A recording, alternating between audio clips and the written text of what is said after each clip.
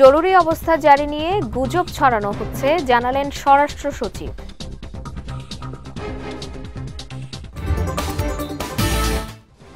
প্রধান উপদেষ্টার বিদেশ সফরকে ঘিরে ষড়যন্ত্র গুজব চলছে, অভিযোগ রিজভীর। এবং শুরু হলো ট্রেনে ঈদ যাত্রা, স্বস্তিতে বাড়ি ফিরছে মানুষ।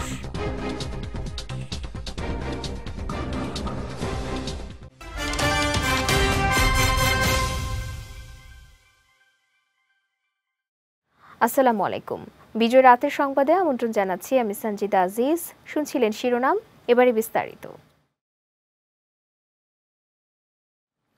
স্বাধীনতার ৫০ বছর পরেও সন্দ্বীপে কার্যকর যাতায়াত ব্যবস্থা না থাকা লজ্জাজনক বলে মন্তব্য করেছেন অন্তর্বর্তী সরকারের প্রধান উপদেষ্টা ডক্টর মোহাম্মদ ইউনূস।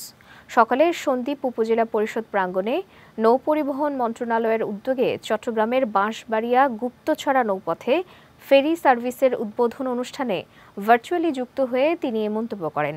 বলেন, যাতায়াত ব্যবস্থা না থাকায় সন্দ্বীপের বাসিন্দাদের অনেক সমস্যায় পড়তে হতো। তবে এখন শুধু নিজেরাই নয়, বন্ধু বান্ধব ও বিদেশ ফেরতরাও সন্দ্বীপ ভ্রমণে যেতে পারবেন। এ সময় ফেরি চলাচল নির্বিঘ্ন রাখতে সবাইকে দায়িত্বশীল হওয়ার আহ্বান জানান প্রধান উপদেষ্টা। সন্দ্বীপকে নৌবন্দর ঘোষণা, কবিরা গুপ্তছড়া ঘাট উন্মুক্ত করা, ঢাকা কবিরা বাস চালু করা, ফেরিঘাট এলাকায় সংযোগ সড়ক নির্মাণ এবং নিয়মিত ড্রেজিংয়ের উদ্যোগ নেওয়া হচ্ছে। এই ছোট ছোট উদ্যোগগুলো সন্দ্বীপবাসীর দীর্ঘদিনের ভোগান্তি কমিয়ে আনবে, এটি আমরা আশা করব। জরুরি অবস্থা জারি নিয়ে দেশে গুজব ছড়ানো হচ্ছে বলে জানিয়েছেন স্বরাষ্ট্র মন্ত্রণালয়ের সিনিয়র সচিব নাসিমুল গনি। আজ সচিবালয়ে অবৈধ অভিবাসী প্রত্যাবর্তন নিয়ে বাংলাদেশ ও অস্ট্রেলিয়ার মধ্যে এসওপি সই শেষে এক ব্রিফিংয়ে তিনি কথা জানান। এ সময় তিনি ঈদের সময়ে আইনশৃঙ্খলা পরিস্থিতি স্বাভাবিক থাকবে বলেও আশা প্রকাশ করেন। বলেন, আইনশৃঙ্খলা পরিস্থিতি নিয়ে কোনো রকম ঢিলিমি দিচ্ছে না সরকার। ঈদের ছুটিতে যাতে কোনো ধরনের অপ্রীতিকর ঘটনা না ঘটে সে ব্যাপারে সরকার সতর্ক। সাধারণত যে ধরনের নিরাপত্তা ব্যবস্থা নেওয়া হয় এবারও তেমন ব্যবস্থা নেওয়া হবে। ব্রিফিংয়ে সচিব আরও জানান, ঈদের পর ঢাকায় অবস্থিত হাই কমিশন থেকে বাংলাদেশি নাগরিকদের ভিসা প্রক্রিয়া সম্পূর্ণ করবে অস্ট্রেলিয়া। এর আগে অবৈধ অভিবাসী প্রত্যাবর্তন নিয়ে বাংলাদেশ ও অস্ট্রেলিয়ার পক্ষে এসওপি সই করেন আইজিপি বাহারুল আলম ও অস্ট্রেলিয়ার জয়েন্ট এজেন্সি টাস্ক ফোর্সের deputy commander mark white church. অনুষ্ঠানে স্বরাষ্ট্র উপদেষ্টা জাহাঙ্গীর আলম চৌধুরী ও অস্ট্রেলিয়ার হাই কমিশনার সুসান রাইলো উপস্থিত ছিলেন। এ সম্বন্ধে আমার কোনো কমেন্ট নাই। এগুলা মেয়ার গসিপস, আলাপ আলোচনা হচ্ছে, কিন্তু একজনের কথা বলছে, এর সম্বন্ধে আমার কোনো কমেন্ট নেই। আমাদের যে কাজ আছে সেটা আমরা জারি রাখবো এবং সেভাবে চলতে থাকবো। ভিসা সেন্টারটা এখন তো, এর আগে এটা বাইরে হতো, ঢাকার বাইরে হতো, বাংলাদেশের বাইরে হতো। তো এইটা এতদিন নয়াদিল্লি থেকে হচ্ছিল, তো সেটা এখন অপারেটিং শুরু করবে এই মাসের শেষের থেকে। মনে করেন যে ঈদের পরপরই হয়তো চালু হয়ে যাবে, আশা করছি আমরা। প্রধান উপদেষ্টা ডক্টর মোহাম্মদ ইউনূসের বিদেশ সফরকে কেন্দ্র করে নানা ধরনের ষড়যন্ত্র গুজব চলছে বলে অভিযোগ করেছেন বিএনপির সিনিয়র যুগ্ম মহাসচিব রুহুল কবির রিজভী আহমেদ।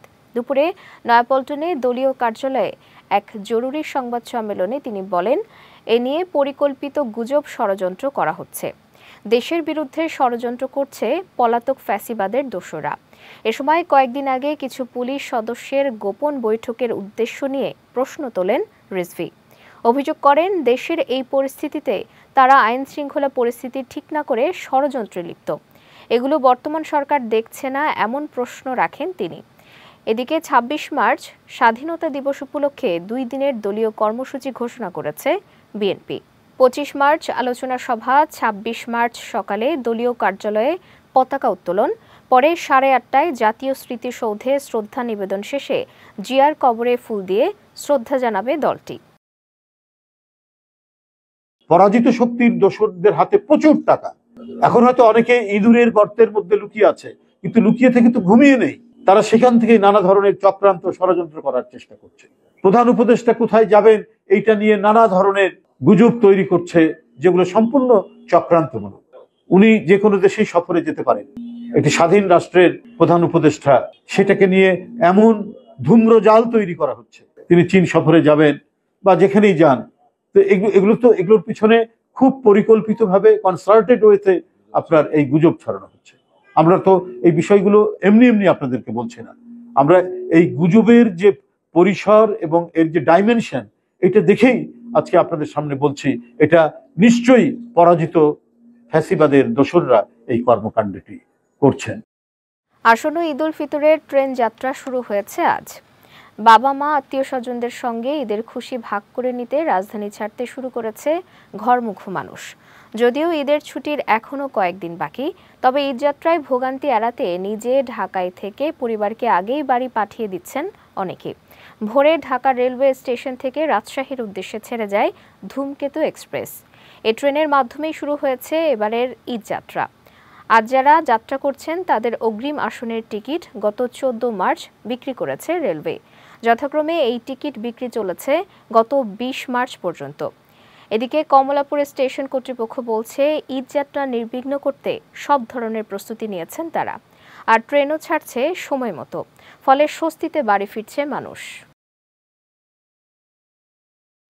বৈষম্য বিরোধী ছাত্র আন্দোলনে রাজধানীর যাত্রাবাড়ি এলাকায় গুলিতে ওবায়দুল ইসলাম নিহতের ঘটনায় করা মামলায় সাবেক আইসিটি প্রতিমন্ত্রী জুনায়েদ আহমেদ পলকের 4 দিনের রিমান্ড মঞ্জুর করেছেন আদালত। সকালে তাকে আদালতে হাজির করা হয়। এই মামলায় তাকে 7 দিনের রিমান্ডে নিতে আবেদন করেন মামলার তদন্তকারী কর্মকর্তা। অন্যদিকে আসামি পক্ষের রিমান্ড বাতিল ও জামিন চেয়ে আবেদন করেন। উভয় পক্ষের শুনানি শেষে ঢাকার মেট্রোপলিটন ম্যাজিস্ট্রেট GM ফারহান ইশতিয়াকের আদালত তার 4 দিনের রিমান্ড মঞ্জুর করে আদেশ দেন। একই দিনে গুলশান থানায় পুত্রবধূর দায়ের করা হত্যা চেষ্টা মামলায় গ্রেফতার দেখানো হয়েছে সাবেক শিল্প প্রতিমন্ত্রী কামাল আহমেদ মজুমদারকে। সাবেক মন্ত্রী কামরুল ইসলামকে রামপুরা থানার হত্যা মামলায় গ্রেফতার দেখানো হয়েছে। ঢাকা উত্তরের সাবেক মেয়র আতিকুল ইসলামকে বাড্ডা থানার মামলায় গ্রেফতার দেখানো হয়েছে। রাজধানীর কল্যাণপুরে জাহাজ বিল্ডিং নামের বাসায় কথিত জঙ্গি আস্তানায় অভিযানের নামে 9 জনকে হত্যার ঘটনায় করা মামলায় সাবেক আইজিপি শহীদুল হক, সাবেক ডিএমপি কমিশনার আসাদুজ্জামান মিয়া সহ 3 জনকে গ্রেফতার দেখানো হয়েছে। সোমবার বিচারপতি মোহাম্মদ গোলাম মর্তুজা মজুমদারের নেতৃত্বে 3 সদস্যের আন্তর্জাতিক অপরাধ ট্রাইব্যুনাল এ আদেশ দেন। এর আগে সকালে তাদের আন্তর্জাতিক অপরাধ ট্রাইব্যুনালে হাজির করা হয়। একই সঙ্গে রাজধানীর রামপুরায় কার্নিশে ঝুলন্ত যুবককে গুলির ঘটনায় এসি রাজন কুমার সহ 2 জন ও গাবতলী এলাকায় গণহত্যার ঘটনায় এসি SM মইনুল ইসলামকে ট্রাইব্যুনালে হাজির করা হয়। বিচারপতি মোহাম্মদ গোলাম মর্তুজা মজুমদারের নেতৃত্বে 3 সদস্যের আন্তর্জাতিক অপরাধ ট্রাইব্যুনালে তাদের গ্রেফতার ও প্রতিবেদন দাখিলের শুনানি হয়। কেবল অপারেটর্স অ্যাসোসিয়েশন অফ বাংলাদেশ কোয়াবের উদ্যোগে ও ব্যবস্থাপনায় আগামী মে মাসে 3 দিনব্যাপী ICBC এক্সপো 2025 মেলা অনুষ্ঠিত হতে যাচ্ছে। দুপুরে রাজধানীর গুলশানে আয়োজিত এক সংবাদ সম্মেলনে এ তথ্য জানান কোয়াব সভাপতি ABM সাইফুল ইসলাম সোহেল। বলেন, ICB এক্সপো মেলাটি দেশীয় ও আন্তর্জাতিক প্রযুক্তি প্রতিষ্ঠান, সম্প্রচার মাধ্যম, ডিজিটাল কমিউনিকেশন কোম্পানি এবং সংশ্লিষ্ট অংশীদারদের জন্য এক মিলন মেলা। পাশাপাশি এ মেলার মাধ্যমে উন্নত প্রযুক্তি, নতুন উদ্ভাবন, ব্যবসায়িক সম্প্রসারণ ও নীতি নির্ধারকদের সঙ্গে আলোচনা হবে বলেও জানান কোয়াব সভাপতি। কেবল অপারেটর্স অ্যাসোসিয়েশন অফ বাংলাদেশ কোয়াবের উদ্যোগে ও ব্যবস্থাপনা আগামী 22, 23, 24 মে 2025 ইংরেজি তারিখে ঢাকার বসুন্ধরা কনভেনশন সেন্টার ICCB তে ICBC এক্সপো 2025 অনুষ্ঠিত হবে। এই মেলাটি হবে দেশীয় এবং আন্তর্জাতিক প্রযুক্তি প্রতিষ্ঠান, সম্প্রচার মাধ্যম, ডিজিটাল কমিউনিকেশন কোম্পানি এবং সংশ্লিষ্ট অংশীদারদের জন্য এক মিলন মেলা। এটি এমন একটি প্ল্যাটফর্ম যেখানে উন্নত প্রযুক্তি, নতুন উদ্ভাবন, ব্যবসায়িক সম্প্রসারণ ও নীতি নির্ধারকদের সাথে আলাপ আলোচনা হবে। এবার জেলা সংবাদ।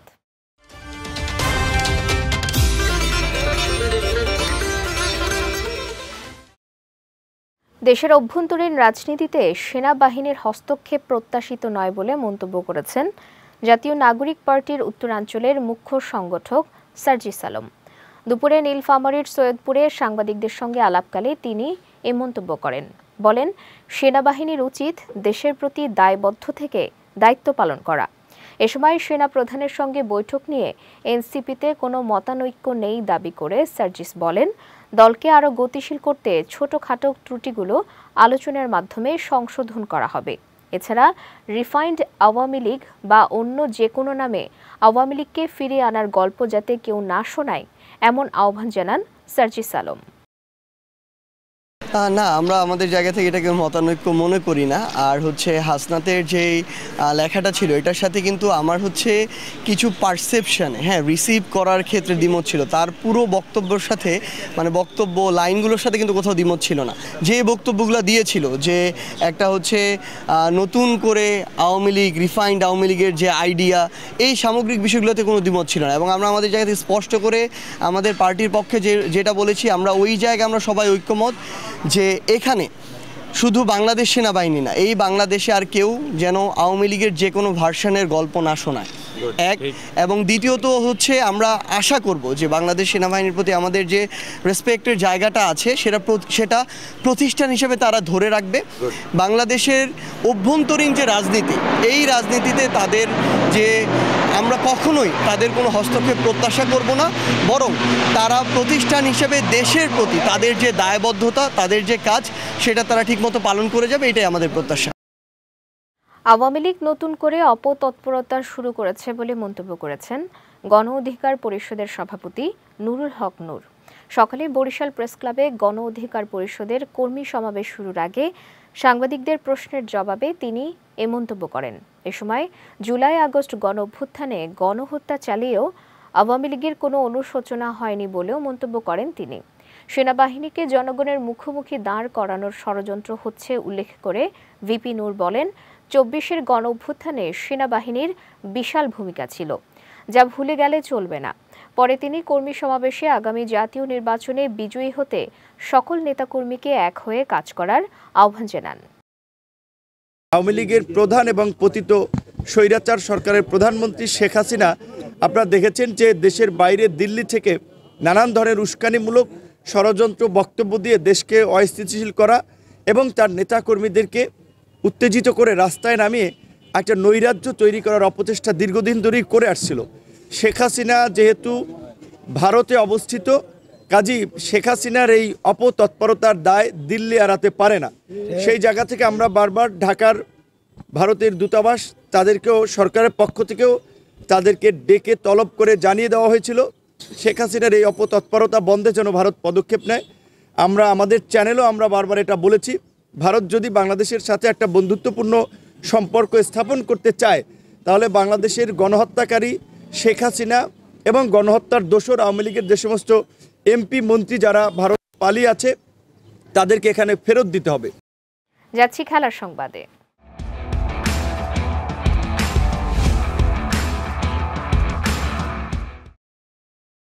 আইএফআইসি ব্যাংকের প্রায় ৪ কোটি ১৫ লাখ টাকা প্রতারণার মামলায় ক্রিকেটার সাকিব আল হাসানের সম্পদ ক্রোকের নির্দেশ দিয়েছেন আদালত।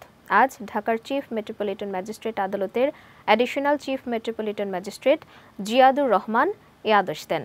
মামলা সূত্রে জানা যায়, চেক প্রতারণার অভিযোগে গত ১৫ ডিসেম্বর সাকিব আল হাসান সহ ৪ জনের বিরুদ্ধে মামলা করেন আইএফআইসি ব্যাংকের জনসংযোগ কর্মকর্তা সাহিবুর রহমান। এরই প্রেক্ষিতে গত ১৯ জানুয়ারি সাকিবের বিরুদ্ধে গ্রেফতারি পরোয়ানা জারির আদেশ দেন আদালত। আজ আদালতে পুলিশের জমা দেয়া প্রতিবেদনে বলা হয়, আসামিকে গ্রেফতার করা যায়নি। পরে বাদীপক্ষের আবেদনের প্রেক্ষিতে শুনানি শেষে সাকিব আল হাসানের সম্পদ ক্রোকের আদেশ দেন আদালত।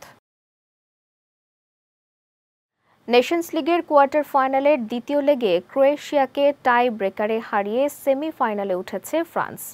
গতরাতে ঘরের মাঠে নেশনস লিগের কোয়ার্টার ফাইনালের ফিরতি লেগে নির্ধারিত সময় শেষে ২-০ ব্যবধানে এগিয়ে থাকে ফ্রান্স। আগের লেগে সমান গোলে এগিয়ে থাকা ক্রোয়েশিয়ার সঙ্গে ২-২ ড্রয়ে ম্যাচ গড়ায় অতিরিক্ত সময়ে। সেখানে কেউ ব্যবধান বাড়াতে না পারায় টাই ব্রেকারে গড়ায় ম্যাচ। সেখানে ৫-৪ ব্যবধানে জয় নিয়ে সেমির টিকিট কাটে এমবাপ্পের দল। অন্যদিকে টাই ব্রেকারে ডাচদের ৫-৪ গোলে হারিয়ে সেমিফাইনাল নিশ্চিত করে ইউরো চ্যাম্পিয়ন স্পেন। সেমিফাইনালে ফ্রান্সের প্রতিপক্ষ হবে নেশনস লিগের বর্তমান চ্যাম্পিয়ন স্পেন। বিজয় রাতের সংবাদ শেষ করার আগে শিরোনামগুলো দেখে নিচ্ছি আরও একবার।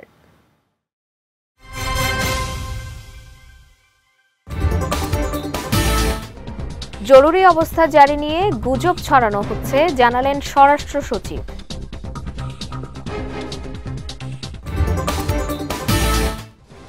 প্রধান উপদেষ্টার বিদেশ সফরকে ঘিরে ষড়যন্ত্র গুজব চলছে, অভিযোগ রিজভির।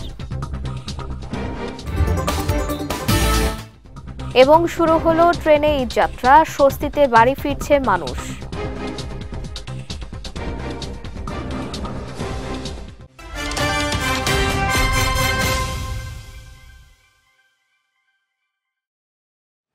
বিজয় রাতের সংবাদ শেষে আজকের মতো আমি সঞ্জিদা আজিজ আপনাদের কাছ থেকে বিদায় নিচ্ছি। আগামীকাল একই সময়ে নতুন সব খবর দেখতে চোখ রাখুন বিজয় টিভিতে। এছাড়াও আজকের বিজয় রাতের সংবাদের ভিডিও দেখতে পারেন আমাদের ইউটিউব এবং ফেসবুক পেজে। আমাদের ইউটিউব হলো youtube.com/bijaytvofficial এবং আমাদের ফেসবুক পেজ হলো facebook.com/bijaytvlimited। এতক্ষণ সঙ্গে থাকার জন্য ধন্যবাদ সবাইকে।